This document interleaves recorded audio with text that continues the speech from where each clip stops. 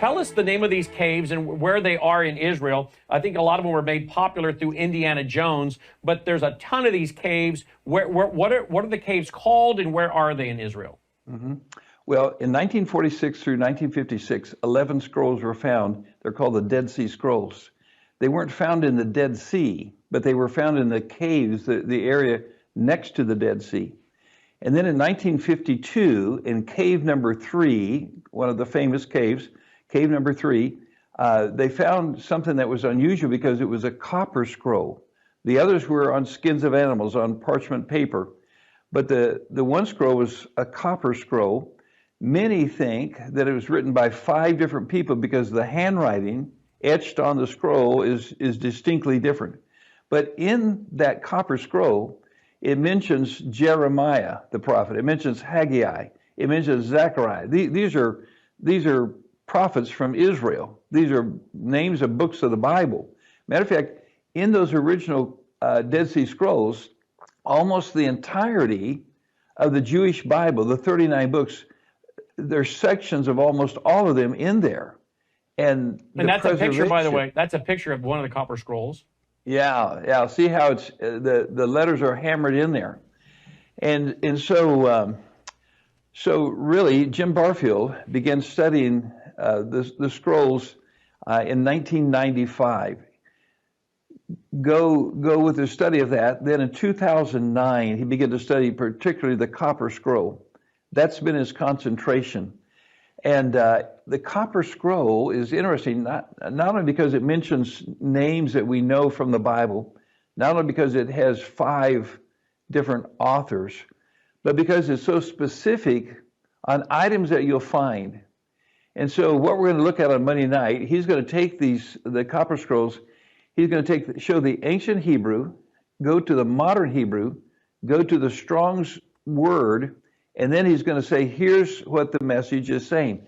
And then go out to the dig site and actually look at these locations and see how accurate they are. There's some clues.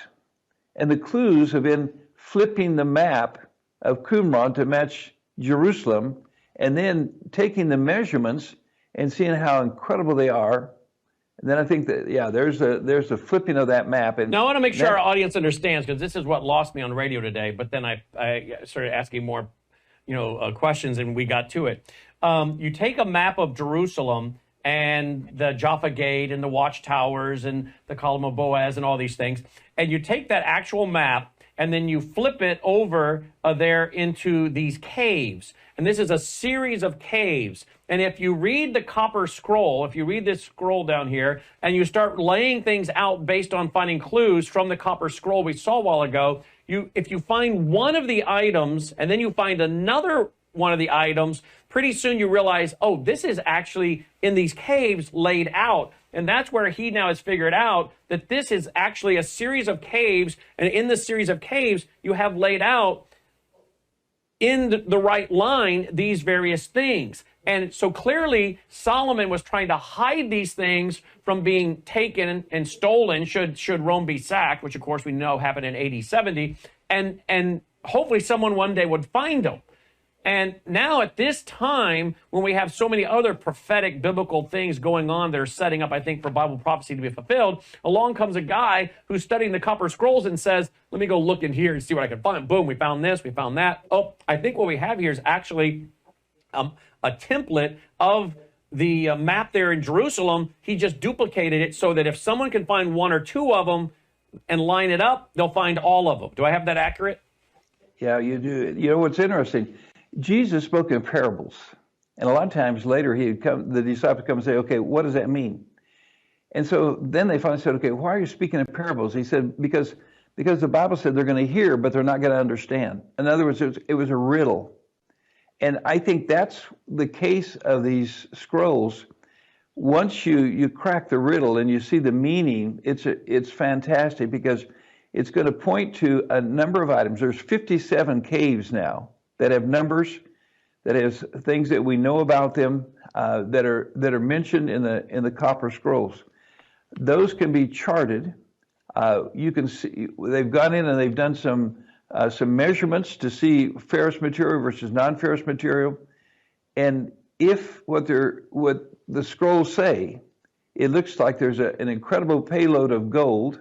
It looks like there could be items from the house of Moses, or we would call it the tabernacle. These could be items that marched through the wilderness.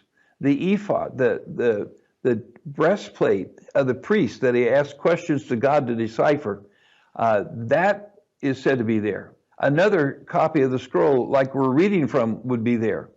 The pot that maybe the contains Ark of the ashes Covenant. Maybe the Ark of the Covenant. And maybe the Ark of the Covenant. So any one of those things would be an incredible treasure. I understand the gold is incredible. Matter of fact, I did a calculation since we talked today, and the current value of that one payload of gold looks to be about $2.5 billion. $2.5 billion. Okay, I want to explain what he's talking about here.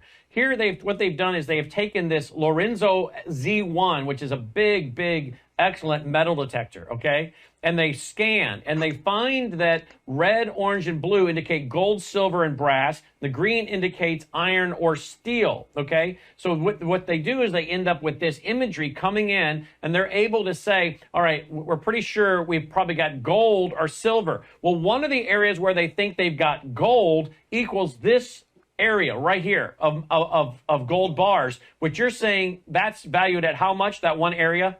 Yeah, that's about $2.5 billion. So $2.5 billion that they're able to say, based on this scanning they're doing of the ground that penetrates the ground, we got about $2.5 billion of gold right there. And yet you said today that is one of the smaller areas.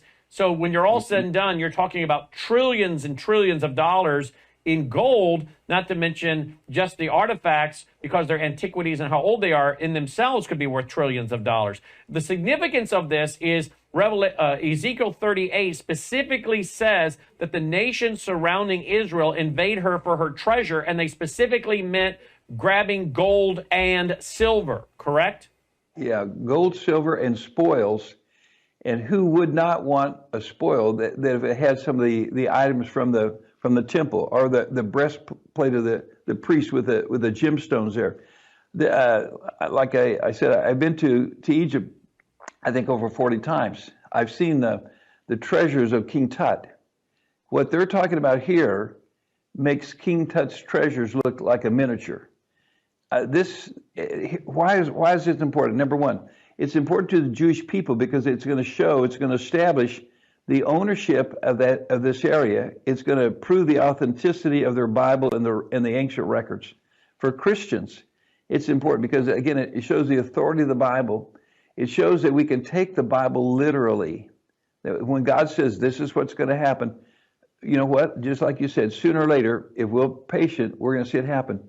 And I think for the Muslim people, it's going to show that they did not occupy, they did not own the land. This is why this is so critical. And so this is a major discovery, and we have to patiently wait to see what's there. But I really think your viewers are going to enjoy watching what's already been unfolded and the code that's been cracked, so that we can see the potential find that's here in this spot. Now, he'll be with us on Monday night, 7:30 Central. That's the plan right now. And he's over there. He bounces between his home in Oklahoma back to Israel. And so we're going to get into a lot of this.